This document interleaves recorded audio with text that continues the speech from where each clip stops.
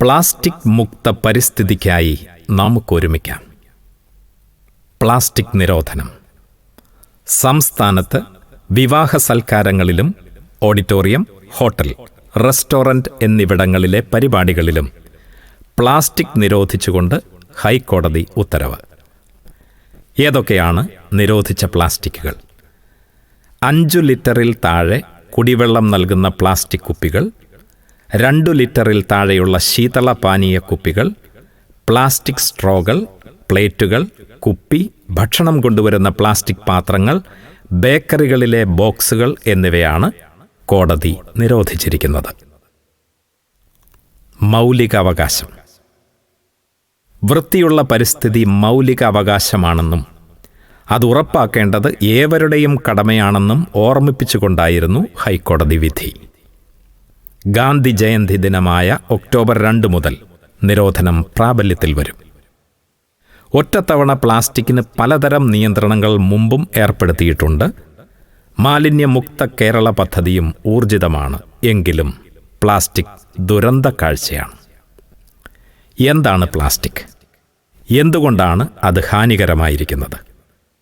കല്ല്, മണ്ണ്, മരം, ലോഹം എന്നീ പ്രകൃതിദത്തമായ നിർമ്മാണ പദാർത്ഥങ്ങളുടെ പട്ടികയിൽ മനുഷ്യൻ കൂട്ടിച്ചേർത്ത ഇനമാണ് പ്ലാസ്റ്റിക്.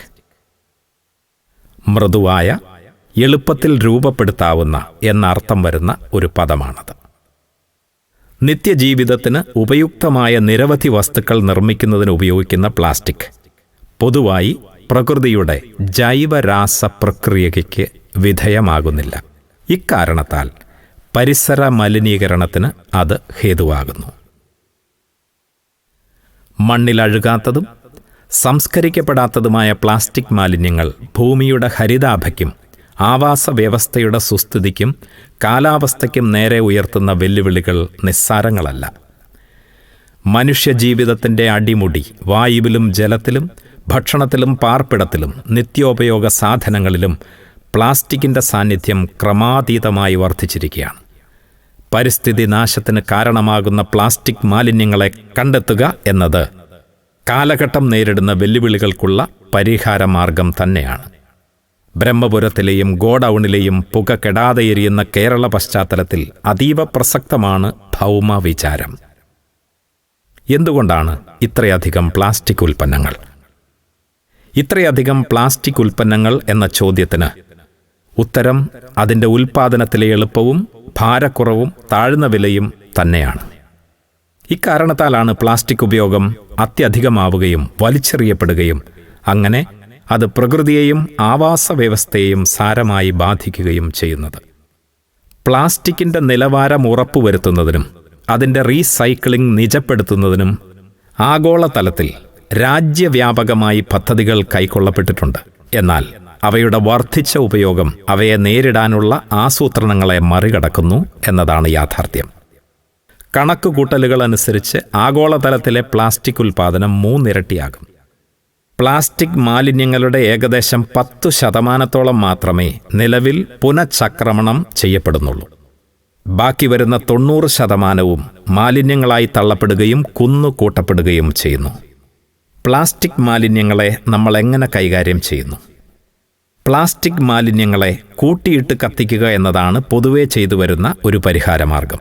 ശാസ്ത്രീയ രീതികളോ സംവിധാനങ്ങളോ അവലംബിക്കാതെ ഇങ്ങനെ ചെയ്യുമ്പോൾ അത് പൂർണ്ണമായി കത്തി നശിക്കുന്നില്ല എന്ന് മാത്രമല്ല, രോഗകാരണങ്ങളായ ധാരാളം വിഷവസ്തുക്കൾ അത് അന്തരീക്ഷത്തിൽ പരത്തുകയും ചെയ്യുന്നു. കാർബൺ പ്രസരണം എത്രമാത്രമാണ് പരിസ്ഥിതിയെയും ആരോഗ്യത്തെയും ബാധിക്കുന്നത് എന്ന് വിസ്മരിക്കരുത്. മലിനീകരണ നിർമ്മാർജ്ജനത്തിൻ്റെ മറ്റൊരു രീതി പ്ലാസ്റ്റിക്കുകൾ കുഴിച്ചുമൂടുക എന്നതാണ്. വർഷങ്ങളോളം മണ്ണിൽ അഴുകാതെ കിടക്കുന്ന ഇവ ഭൂമിയുടെ സന്തുലിതാവസ്ഥയെ ഗൗരവമായി ബാധിക്കുന്നുണ്ട്. ജൈവ പരിണാമങ്ങൾ തടയുന്നു, ജലസ്രോതസ്സുകൾ വിഘാതം സൃഷ്ടിക്കുന്നു, മണ്ണിരകൾക്കും മറ്റ് സൂക്ഷ്മജീവികൾക്കുമുള്ള ഇടം നഷ്ടപ്പെടുത്തുന്നു. ഭക്ഷണ സാധനങ്ങൾ നിറഞ്ഞ കൂടുകളും പായ്ക്കറ്റുകളും മൃഗങ്ങളും പക്ഷികളും ഭക്ഷണമാക്കുകയും അങ്ങനെ അവയുടെ ജീവനെയും നിലനിൽപ്പിനെയും അത് സാരമായി ബാധിക്കുകയും ചെയ്യുന്നു. ഫ്ലക്സുകളും കട്ടൗട്ടുകളും വ്യാപകമായി ഉപയോഗിക്കുന്നത് മൂലം ഉണ്ടാകുന്ന പാരിസ്ഥിതിക പ്രശ്നങ്ങളും കുറവല്ല.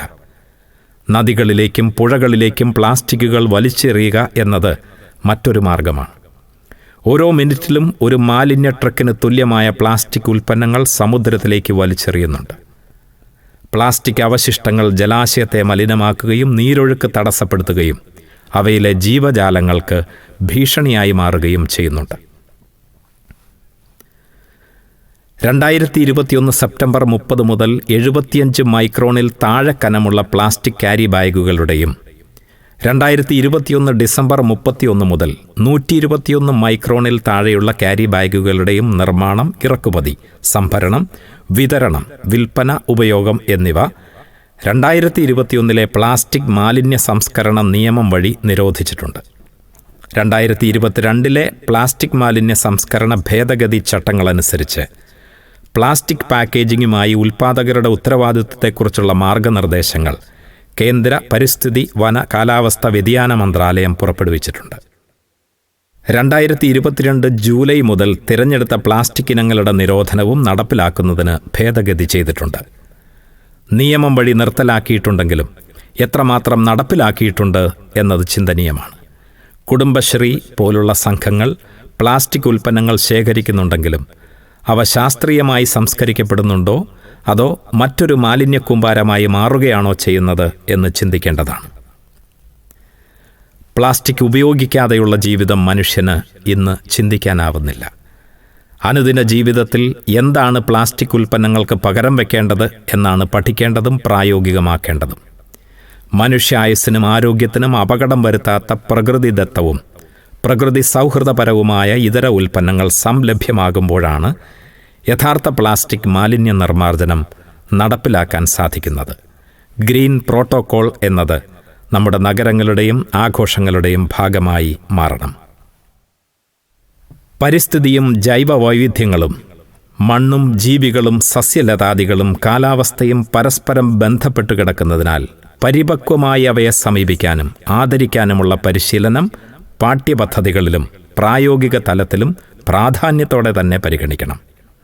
പരിസ്ഥിതി സംരക്ഷണം വാക്കിലോ ദിനാചരണത്തിലോ ഒതുക്കാതെ ജീവിതശൈലിയാക്കി മാറ്റിക്കൊണ്ട് നമുക്ക് ഒറ്റക്കെട്ടായി മുന്നേറാം. പ്ലാസ്റ്റിക് ഉപയോഗം കുറയ്ക്കൂ, ഭൂമിയെ രക്ഷിക്കൂ.